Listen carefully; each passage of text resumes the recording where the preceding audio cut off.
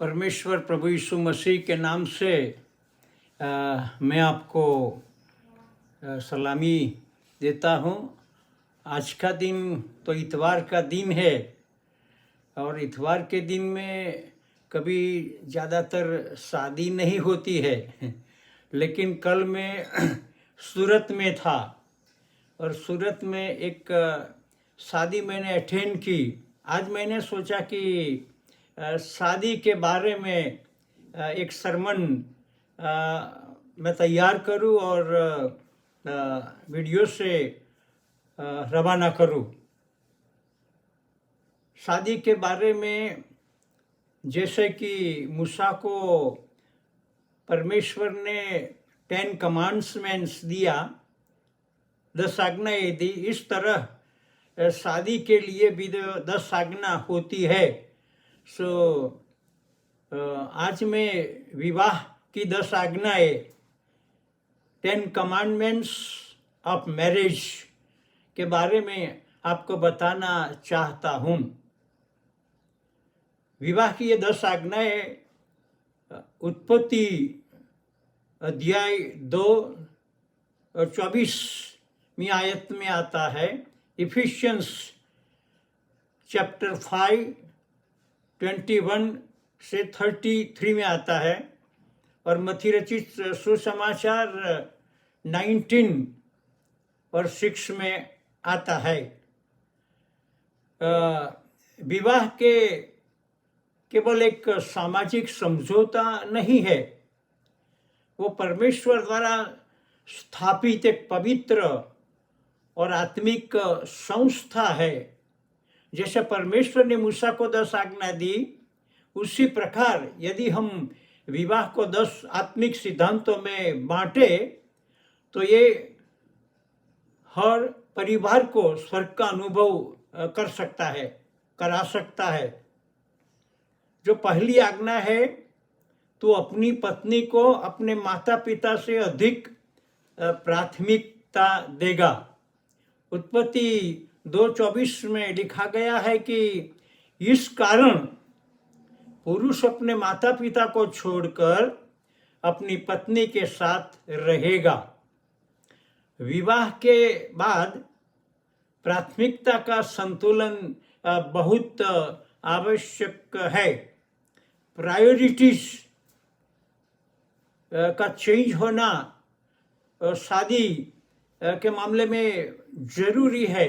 पहला जो मैं प्रायोरिटी अपने पेरेंट्स को देता था, अभी मेरी प्रायोरिटी चेंज हुई और मेरी जो प्रायोरिटी है, प्राथमिकता है, वो पत्नी के पर आता है।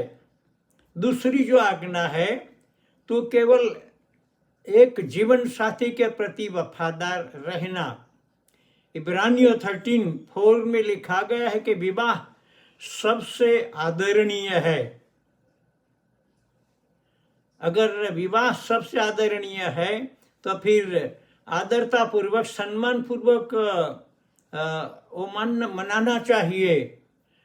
और आदरणीय तब होता है कि जब विश्वास योग्यता होती है, और विश्वास योग्यता ही विवाह का मूल है।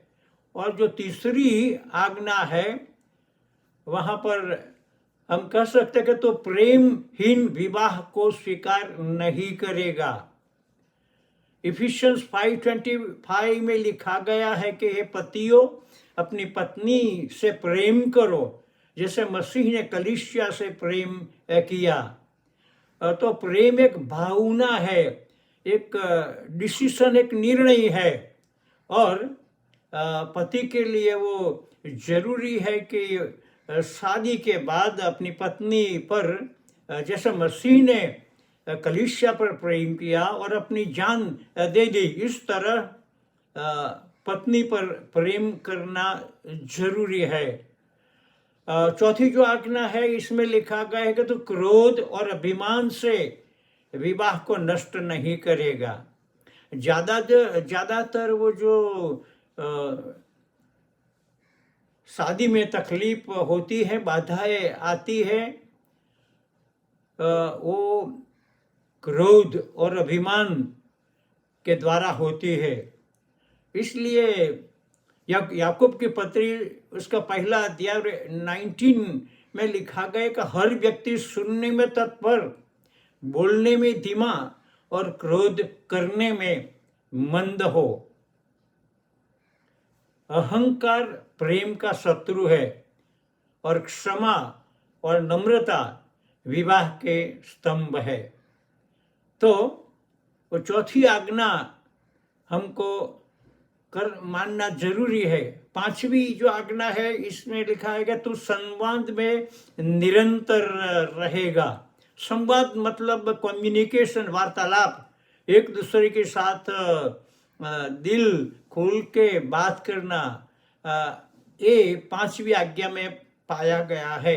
नीति वचन 4:7 में लिखा गया है कि समझदारी को प्राप्त करना मुख्य बात है। संवाद के बिना सब संबंध सूख जाता है और संवाद से समाधान आता है। अगर मैरिड लाइफ में उस कम्युनिकेशन है तो बहुत कुछ सुलझा सकते हैं हम।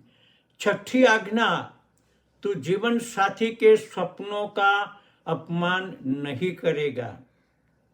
जब पत्नी अपने पेरेंट्स और रिलेटिव्स का घर छोड़कर पति के घर आती है तो अकेली नहीं आती है और बहुत से सपने लेके आती है।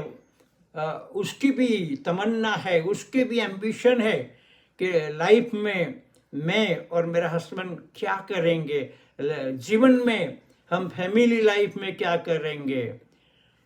तो वो जो सपना है, जो एम्बिशन है पत्नी का, वो पूरा करने की जो जिम्मेदारी तो पति की है। तो जीवन साथी के सपनों का अपमान नहीं करेगा। पत्नी के साथ समझदारी से व्यवहार करो और उसके जो सपने हैं, उसको जो उसकी एम्बिशन है, उन्हें आदर करो। विवाह दो आत्माओं का संग होता है। सातवीं आज्ञा, तो छोटी बातों में विवाह नहीं तोड़ेगा। अभी ये न्यूज़पेपर में हम ज़्यादातर पढ़ते हैं किस तरह वो जो मैरिज वो कैंसल होता है। इसके लिए हम वहाँ पर पढ़ते हैं कि इस बात तो छोटी है, इसमें कोई ऐसा बड़ा ज़्यादा कोई तकलीफ वाली बात तो है ही नहीं, लेकिन कभी कभी ये छोटी बातों के द्वारा विवाह को छोड़ दिया जाता है। शादी तो हुई, सप्ताह के बाद वो लड़का कहता है कि मुझे पसंद नहीं है। क्या पसंद नहीं है, लेकिन छोटी बात में उसका कलर ऐसा है, उसका हेयर स्टाइल ऐसा है, उसका ड्रेस ऐसा है, छोटी छोटी बातें सेपरेशन लाती है। इसलिए अच्छी बात है कि जो छोटी बातों में विवाह नहीं तोड़ेगा। जो आठवीं आज्ञा है, तो अपने प्रेम को दूसरों के सामने छुपाएगा नहीं। मेरी पत्नी के साथ मेरा जो प्रेम व्यवहार है वो खुला रहेगा। माँ बाप को भी पता चल जाता है, कलीसिया के सब मेंबर्स को भी पता चलता है कि ये आदमी अपनी औरत के साथ कैसा प्रेम करता है, कि किस तरह चाहते हैं एक दूसरों को। तो अपने प्रेम को बच्चों के सामने छुपाने की जरूरत नहीं है, पेरेंट्स के सामने भी छुपाने की जरूरत नहीं है, समाज के सामने भी छुपाने की जरूरत नहीं है। तेरा प्रेम दाख मधु से उत्तम है। 9वीं जो आज्ञा है इसमें लिखा गया है, तो हर दिन को नई शुरुआत मानेगा। हर दिन वो आशा का दिन है, एक नई आशा लेके आता है। और हर रोज जो पति पत्नी का जो संबंध है, न्योता है, वो ज्यादातर बढ़ना चाहिए। तो हर दिन को नई शुरुआत मानेगा। विलाप गीत में लिखा गया है, चैप्टर 3, 22 एंड 23 में लिखा गया है कि हर सुबह परमेश्वर की करुणा नई होती है। छोड़ो कल की बातें, कल की बात पुरानी है, एक नई शुरुआत करना है। हर सुबह उसकी करुणा, परमेश्वर की करुणा नई होती है। कल की जो गलती हो गई जाने दो, फॉरगेट एंड फॉरगिव, और एक आज से नई शुरुआत करना है। आज की क्षमा से आगे बढ़ना चाहिए।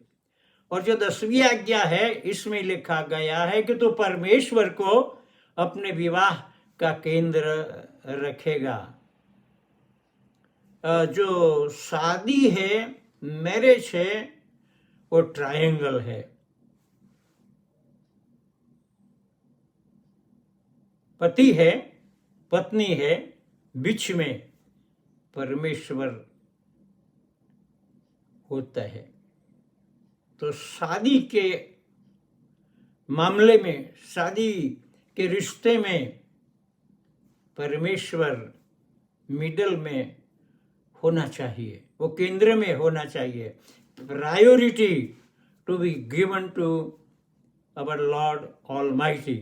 नीति वचन 3, 5 और 6 में बहुत अच्छी आयत लिखी गई है, जिसका मैं शादी के जो सरमन में ज़्यादातर यूज करता हूँ। वहाँ लिखा है कि अपने संपूर्ण मन से यहोवा पर भरोसा रख। जहाँ परमेश्वर पहले स्थान पर होता है, वहाँ विवाह स्थिर भी रहता है।